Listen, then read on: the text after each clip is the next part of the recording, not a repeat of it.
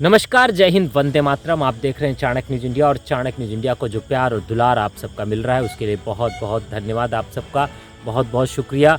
Chanakya news India की चुनावी यात्रा आज प्रथम चरण के मतदान के साथ अब द्वितीय चरण के मतदान यानी कि द्वितीय चरण का मतदान जो होना है 11 मई को, उसमें पहुंच चुकी है। फिलहाल हम प्रथम चरण के बारे में आपको बता दें। आज उत्तर प्रदेश में प्रथम चरण 38 ज़िलों में मतदान हो चुका है, जो कि पूरी तरह थम चुका है और लगभग सभी प्रत्याशियों के भाग्य का फैसला मतदाताओं ने मतपेटियों में बंद करके रख दिया है। 54 जनसभा योगी आदित्यनाथ ने प्रथम चरण के क्षेत्रों में किया और 3 सपा ने किया और 4 अन्य दलों ने किया। लेकिन ये 7 जनसभा और कहाँ 54 जनसभा, इन सब को देखकर ये लगता है कि डबल इंजन की जो सरकार के विकास की जो बात की जाती है, डबल इंजन के सरकार के दम की जो बात की जाती है, उसमें कहीं ना कहीं अपने विपक्षियों को लेकर एक डर जरूर बैठा नजर आया। कहीं ना कहीं भाजपा के प्रत्याशियों को लेकर आम जनता में रोष देखने को मिला।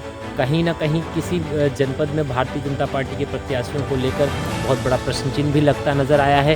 लेकिन अब देखना ये होगा कि इन सब चीज़ों के बाद इस डबल इंजन की सरकार यानी कि योगी और मोदी के चेहरे पर जो चुनाव लड़ा जाता है, उसका असर इस नगर पालिका चुनाव में भी देखने को मिलेगा या नहीं, ये तो 13 मई को पता चलेगा। लेकिन फिलहाल हम आपको बता दें, कहीं ना कहीं भारतीय जनता पार्टी को एक आईना दिखाने का काम प्रथम चरण के मतदाताओं ने जरूर किया है।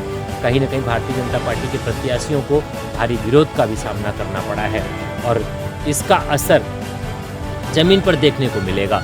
13 मई को जब इसका रिजल्ट आएगा तो भारतीय जनता पार्टी यानी डबल इंजन की सरकार को नुकसान होने की उम्मीद है। अध्यक्ष पद, नगर पालिका के अध्यक्ष पद की कुर्सी को जो अपने कब्जे में करना चाहती थी, कई जनपदों में हो सकता है कि उन्हें इसका नुकसान उठाना पड़ जाए, क्योंकि उनके जो लोकल जो प्रत्याशी हैं, जो ज़मीन पर उनको उतरकर काम करना चाहिए था, वो नदारद नज़र आए हैं। कई जगहों पर जनता ने इस बात की शिकायत की है कि हमारे यहाँ जो अध्यक्ष थे वो भारतीय जनता पार्टी के थे और वो उन पर भ्रष्टाचार के भी आरोप लगे हैं, उनकी बहू को टिकट दे दिया गया। मतलब कई तरह की बातें निकलकर सामने आई हैं। इसका असर इस नगर पालिका चुनाव में देखने को मिलेगा या नहीं मिलेगा, ये तो अब 13 मई को पता चलेगा, क्योंकि आज मतदान प्रथम चरण का थम चुका है। द्वितीय चरण का मतदान 11 मई को होना है और उसके बाद काउंटिंग जो है 13 मई को होनी है। लेकिन ये जो नगर पालिका का चुनाव है, इसका टोटल समीकरण जो पूरे 75 ज़िले उत्तर प्रदेश में है, भारतीय जनता पार्टी इसको लोकसभा चुनाव के सेमीफाइनल के रूप में समझ के लड़ रही थी, जिसमें उसने अपने सांसद, अपने विधायक, अपने आरएसएस, इवन मुख्यमंत्री स्वयं जमीन पर उतर कर काम कर रहे हैं। ऐसे में कहीं ना कहीं योगी आदित्यनाथ के लिए भी बड़े शाख की बात है कि 75 के 75 ज़िलों में वो किस तरह की छवि बना पाए हैं, किस तरह से वो अपने प्रत्याशियों को जीत दिला पाते हैं, ये बहुत बड़ा प्रश्न चिन्ह है। क्या अब ये सवाल इस 2024 के लोकसभा चुनाव को मद्देनजर रखते हुए भारतीय जनता पार्टी ने एक ये रिहर्सल के तौर पर काम किया, और उस रिहर्सल के तौर पर भारतीय जनता पार्टी ने इस पूरे प्रथम चरण के मतदान जो आज संपन्न हो चुका है, वहाँ पर योगी आदित्यनाथ ने अपना फिर से वही जलवा दिखाने का प्रयास तो किया, लेकिन उस प्रयास में वो कितना सफल हो पाएंगे ये तो अब आने वाला वक्त बताएगा। और ये जो डबल इंजन की सरकार के दावे किए जा रहे हैं, उस डबल इंजन की सरकार का टायर पंचर होगा या वो फिर दुगनी स्पीड से चल पाएगी, ये तो 13 मई को पता चलेगा। लेकिन जो हमारे आंकड़े हैं, जो हमारे जिसके लिए चाणक्य जाना जाता है, उसमें कहीं ना कहीं इनको थोड़ा नुकसान होता नज़र आ रहा है। इनको इससे हो सकता है ये भी उनके लिए है संभावना कि नुकसान उनके लिए एक सबक हो, ताकि वो 2024 का चुनाव अच्छे से लड़ सकें। लेकिन इसके लिए योगी आदित्यनाथ और नरेंद्र दामोदर दास मोदी को, जो डबल इंजन की सरकार के दम भरे जाते हैं, उस डबल इंजन की सरकार को अपने जो डिब्बे हैं यानी कि जो बोगियां हैं जिसमें उनके बाकी लोग चढ़कर सवार हैं, जो बैतरणी पार करना चाहते हैं, जैसे 2014 मोदी के चेहरे पर लोग टिकट जीत गए, सीट जीत गए और विधानसभा जीतकर लोकसभा पहुँच गए, विधानसभा में पहुँचे, लोकसभा में पहुँचे।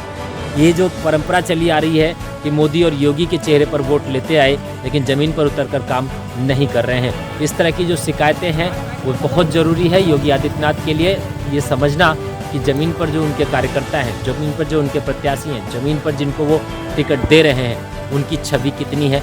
कहीं ना कहीं इस नगर पालिका चुनाव में ये एक गलती भारतीय जनता पार्टी से हुई है। समाजवादी पार्टी ने भरपूर प्रयास किया है, लेकिन समाजवादी पार्टी की जो छवि रही है उस छवि से समाजवादी पार्टी अभी अपने प्रत्याशियों और अपने कैंडिडेट्स को बाहर नहीं निकाल पाई है।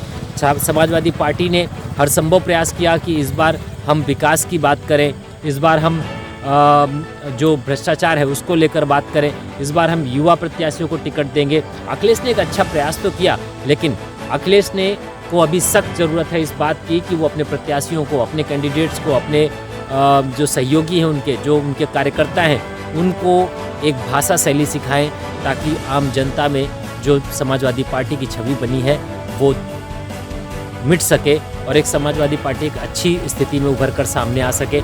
इसके लिए अखिलेश को काम करने की बहुत ज़रूरत है।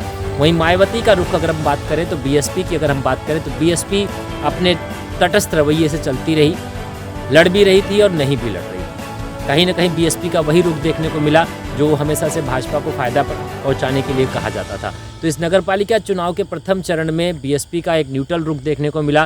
कांग्रेस की ज़मीन कहीं नज़र नहीं आई। कांग्रेस चुनाव लड़ जरूर रही थी, लेकिन वो खाना पूर्ति के लिए।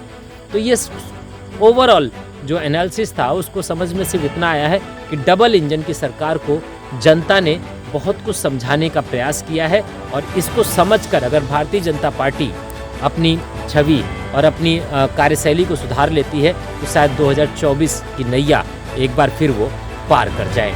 फिलहाल चाणक्य न्यूज इंडिया में इतना ही और देखते रहिए आप चाणक्य न्यूज इंडिया।